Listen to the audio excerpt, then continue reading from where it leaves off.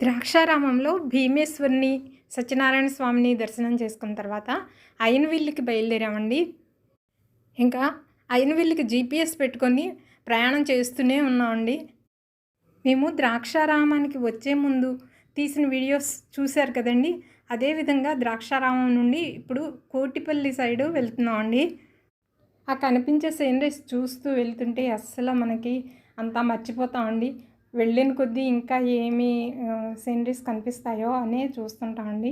కొంచెం ముందుకెళ్తే 3 రోడ్ల సెంటర్ కనిపిస్తుందండి. అది నుండి లెఫ్ట్‌లో ఒక రోడ్ వెళ్ళిపోయింది. మేము రైట్ తిరిగామనమాట.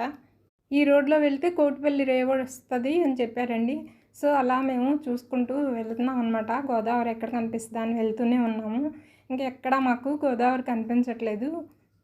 ఇంకా జీపీఎస్ కూడా చూపిస్తుందండి.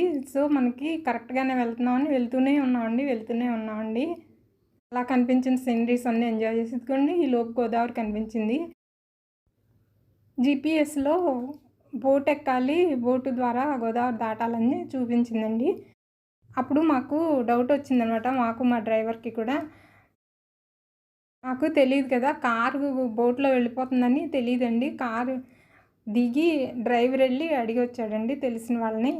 కారేంటి లారీయే వెళ్ళిపోద్ది, వెళ్ళండి అని చెప్పారండి. అప్పుడు మాకు ధైర్యం వచ్చి ముందుకు వెళ్ళామనమాట. వెళ్ళిన కొద్దీ ఆ పడవలు, ఆ బోట్లు, ఆ గోదావరి ఎలా వెళ్తామా అని మాకు చాలా యాంగ్జైటీ ఇయన్నిటితోటి అలా జర్నీ చేస్తున్నాం అనమాట. అప్పుడే వచ్చిన బోటు దిగి వస్తున్నారు కాబోలండి వీరందరూను వచ్చే ట్రాఫిక్ అంతాను. మాకైతే అర్థం కాలేదు. వీళ్ళు ఎక్కడి నుండో వస్తున్నారు, ఇంకో ఊరుందేమో అనుకున్నామండి. అప్పుడు దూరం నుంచి కనిపిస్తుందండి. ఆ కారు టర్నింగ్ తీసుకొని వస్తుంది. ఆ బోట్‌లాగా కనిపిస్తుంది. అయితే వీళ్ళందరూ ఆ బోట్ దిగారని చెప్పి అప్పుడు అర్థమైందండి. అదిగోండి ఆ కనిపిస్తుంది పడవ. దీన్ని పంట్ అని కూడా అంటారంటండి. మేము యూట్యూబ్‌లో చూడటం, టీవీలో చూడటమే గానీ ఇదేనండి ఫస్ట్ టైం చూడటం. మాకైతే చాలా యాంగ్జైటీగా ఉందనమాట. అసలు చాలా హ్యాపీగా ఫీల్ అవుతున్నాము. దర్శించుకున్న క్షేత్రాల్లో ఉన్న దేవుళ్ళందరూ కూడా మాకు ఇంత ఇలాంటి ప్రయాణం చేసే అవకాశం కలిగించారండి.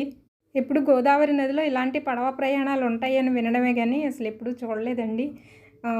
చూడటమే కాకుండా మాకు ఇలాంటి ఎక్స్‌పీరియన్స్ కూడా కలిగించాడండి దేవుడు. చాలా హ్యాపీగా ఉన్నాము. ఇక పడవ బయలుదేరితే ఎలా ఉంటదో చూడాలి. మీకెవరికైనా ఈ పంటలో ప్రయాణం ఎక్స్‌పీరియన్స్ చేసిన వాళ్ళున్నారా? కమెంట్ చేయండి. ఈ వీడియో నచ్చితే please like, share and subscribe. అందరూ కూడా పడవ అవతల ఒడ్డుకు చేరాక బయలుదేరి వెళ్ళిపోవడానికి బళ్ళు సర్దుకుంటున్నారండి.